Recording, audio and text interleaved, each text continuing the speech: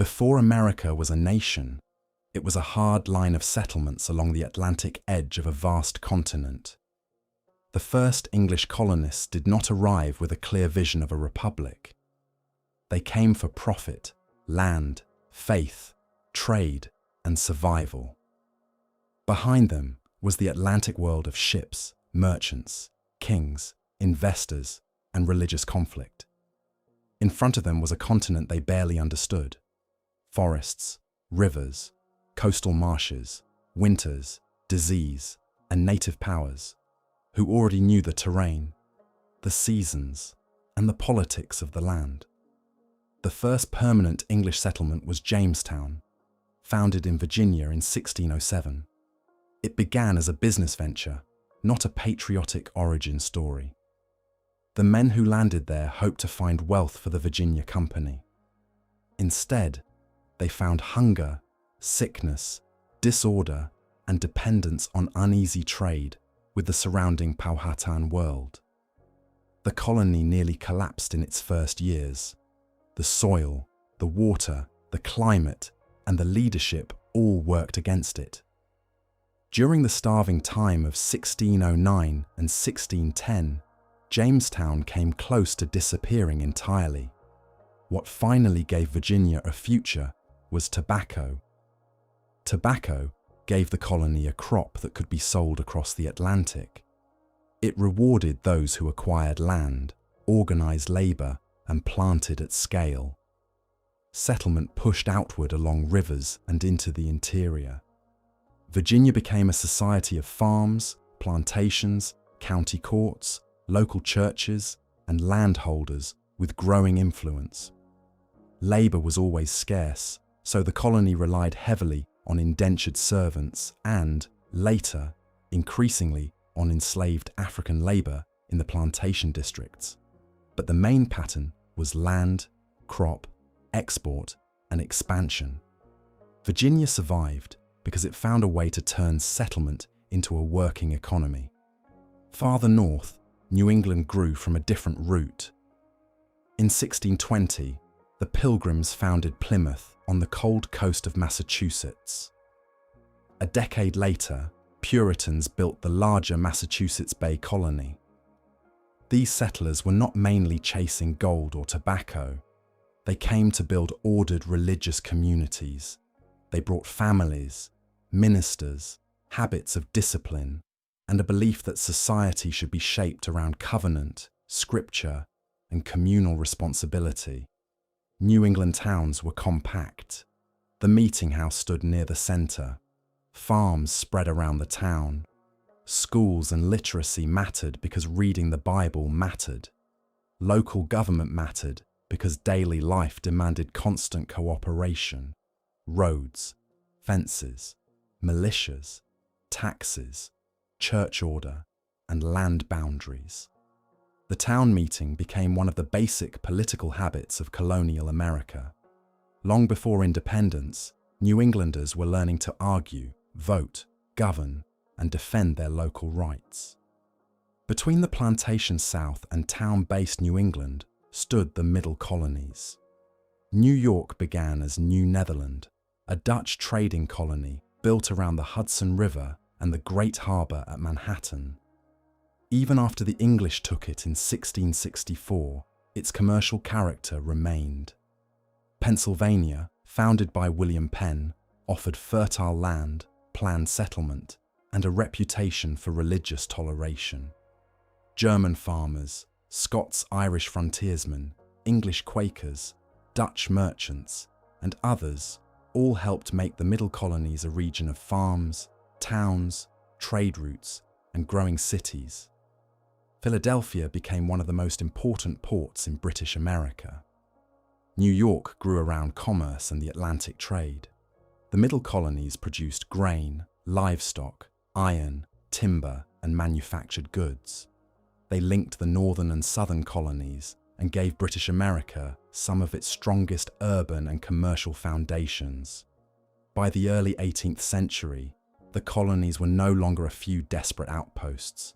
They were growing societies. Families cleared land, churches rose, courthouses and assemblies met. Printers issued newspapers. Merchants built ships and warehouses. Roads linked farms to market towns. Taverns became centers of news and politics. The population expanded rapidly, both from natural growth and immigration. The colonies remained British, but distance gave them room to develop their own habits. A man in Boston, a planter in Virginia, a farmer in Pennsylvania, and a backcountry settler near the frontier did not live the same life. Their colonies differed in religion, economy, architecture, settlement pattern, and political culture. But they increasingly shared a larger experience. They were British subjects living across the ocean, accustomed to managing much of their own local business. That point became decisive.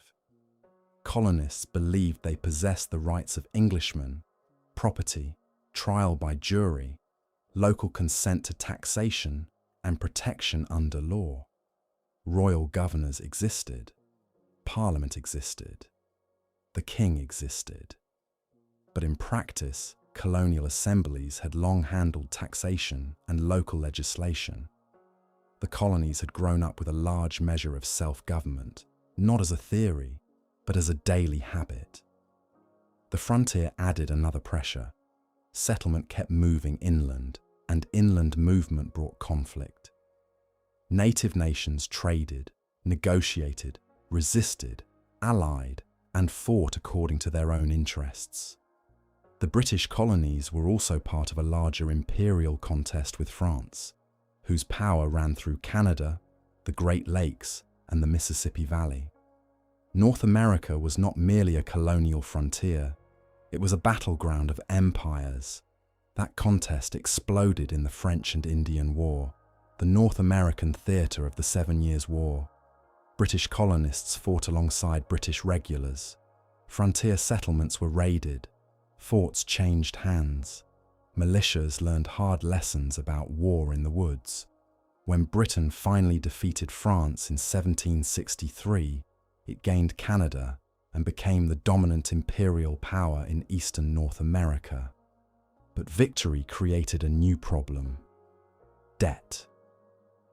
Britain had won a larger empire, and now London wanted that empire organized, defended, and paid for. British officials believed the colonies should contribute more directly. From their point of view, it was simple. The war had protected North America, and the colonists should help pay the bill. The colonists saw it differently. They had fought, supplied, taxed themselves, and suffered frontier violence. More importantly, they believed Parliament had no right to tax them internally when they had no representatives in Parliament. The disagreement was not just about money, it was about power. The Stamp Act of 1765 brought the issue into the open. It placed a tax on legal papers, newspapers, licenses, and printed materials.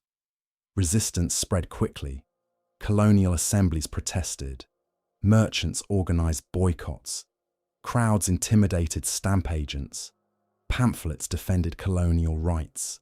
The slogan became famous: "No taxation without representation."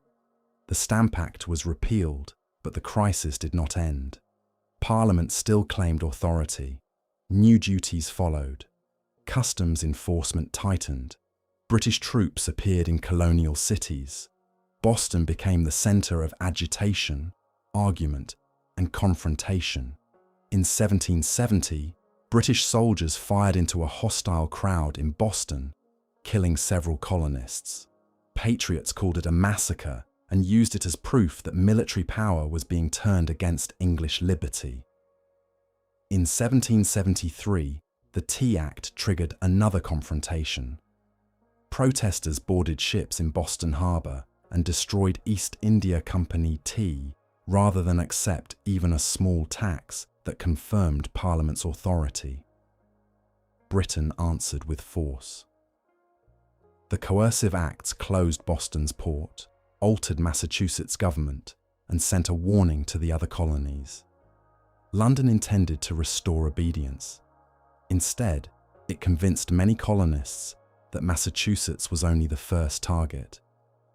In 1774, delegates from the colonies gathered at the First Continental Congress in Philadelphia. They were not yet declaring independence. Most still wanted their rights restored within the empire. But the very act of meeting together marked a change. The colonies were beginning to think and act as one political body. The breaking point came in April 1775, when British troops marched to Lexington and Concord to seize colonial military supplies. Local militia stood in their path. Shots were fired. Men fell. The British column withdrew under attack from militia along the road back to Boston. The war had begun. At first, many colonists still claimed they were defending their rights as British subjects. But war changed the argument. George Washington took command of the Continental Army. Fighting continued. Reconciliation became harder with every month. Thomas Paine's common sense gave the independence movement a sharper voice, arguing that monarchy itself was the problem, and that America should no longer remain tied to a distant island kingdom. By the summer of 1776, the colonial dispute had become a revolution. The Declaration of Independence did more than announce separation. It claimed that government rested on consent, that rights existed before rulers, and that a people could break from a government that violated its trust. Those words gave political form to something that had been growing for generations. The American Revolution was not born in a single protest or a single tax dispute.